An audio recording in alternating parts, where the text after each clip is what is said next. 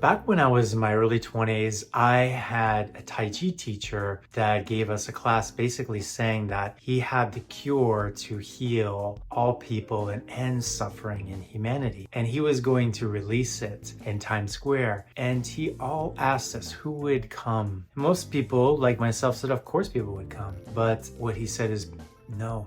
Little to few people would come. And of course, he didn't have the cure, but he was using that as example. And that really, for a while, sat with me and didn't necessarily agree with that statement until it wasn't until a few years later when I started to see it happen again and again in my clients and in greater context with other people as well. And it's a phenomenon that I think happens to a lot of us on the healing journey. And so in this video, I want to share what this one block is that can happen for us and how we can overcome it. My name's Thomas Garbarino. Thank you for tuning into this channel. Go ahead, smash that like button, hit the subscribe button with that little bell, and please, as always, leave me a comment. I read all the comments down below. This channel is devoted towards holistic health and getting your life back. For those of you especially who are chronically ill, sick, and need support from a holistic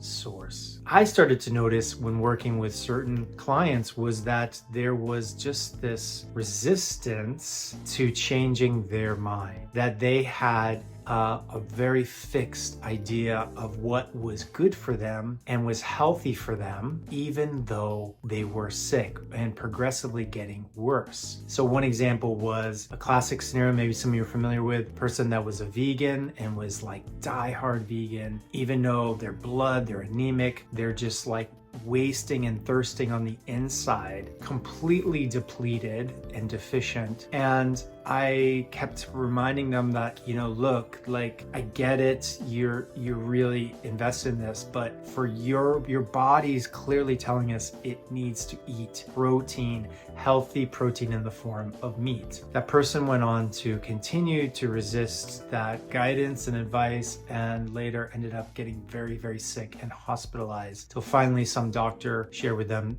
it was important, their levels of iron and everything was just so low. And this is just one example. There's many examples. And what it points to is just sometimes the pathology that we are trying to actually get over or heal is actually the pathology that has made us think and feel and be and make the decisions we have solidified into. And this sometimes can be the hardest part, especially when we are sick and we have galvanized ourselves into a belief system that this is healthy and this is not. And it just shows up in so many ways, especially nowadays with all these different fad diets that come arise where people really attach themselves to them. Like, I am keto, I'm never going back to eating certain foods like grains or like legumes, or like vegans that choose not to eat meat and healthy proteins in that form, or carnivores now believe that you shouldn't eat any vegetables. It just, to me, it gets very extreme. And I think it's symbolic of our time. What's going on is the extremes are getting highlighted more and more. And what I feel like what I can bring is just a central place where we come back to some balance within a good healthy diet, a good healthy protocol that we all can do regardless of where we are. I'm not saying one size fits all here. Obviously, each and every individual person is going to need to tweak and modify it to work to them. What I am saying is check yourself, right? Because often we have these fixed ideas about how we need to eat and we need to heal. And for me, on my healing journey, I had my own experience of this where I felt like the paleo diet was so great, and it means eliminating certain foods. But then it was many years of that and not noticing some things changed, but the deep things didn't change. And it wasn't until later that I realized, oh, actually, all this hype about lectins and all this hype about folic acid is actually not correct. and it wasn't correct for me. It might be for you, but for me, it didn't really resonate. And I actually found out that those foods that I was avoiding, like the nuts and the seeds and the legumes, actually became the most healing agents in my healing journey. So I mention this because we all get kind of fixated in these kind of camps, if you will, where I'm this and then I identify this. And for us on our healing journey, what's most important, we stay open-minded, we stay open heart, and we listen to the guidance first in our guts, not from an idea that someone says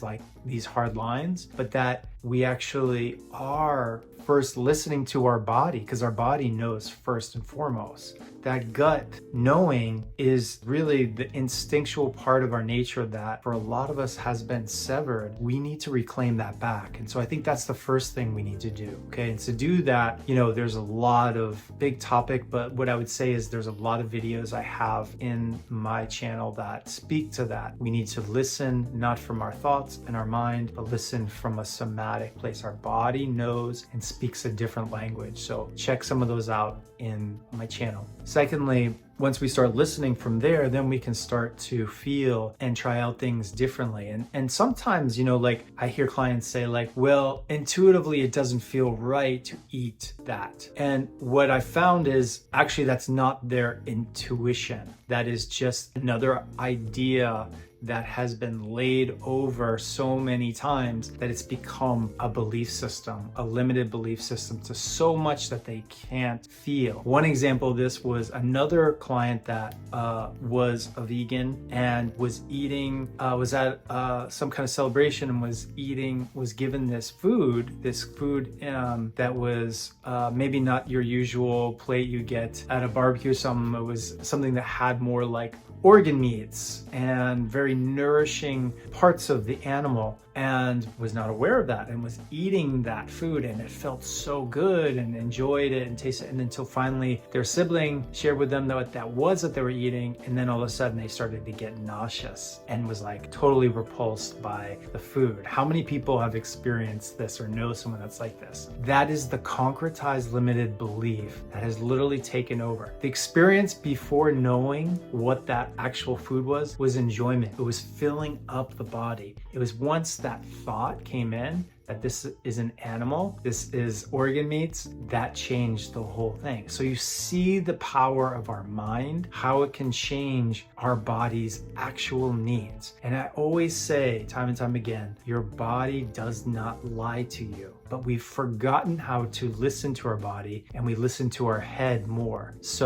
But if you're constantly showing up with low numbers, your deficiency, and you're not getting better, then I think you need to pivot and course correct where you are and actually question, what I'm doing is actually helping me and my body? Not my ego, not my limited belief about what I think I should be doing, but actually what the body needs. And sometimes that can be a difficult feeling, conversation, but ultimately, once we are able to break through those attachments, our body starts to heal.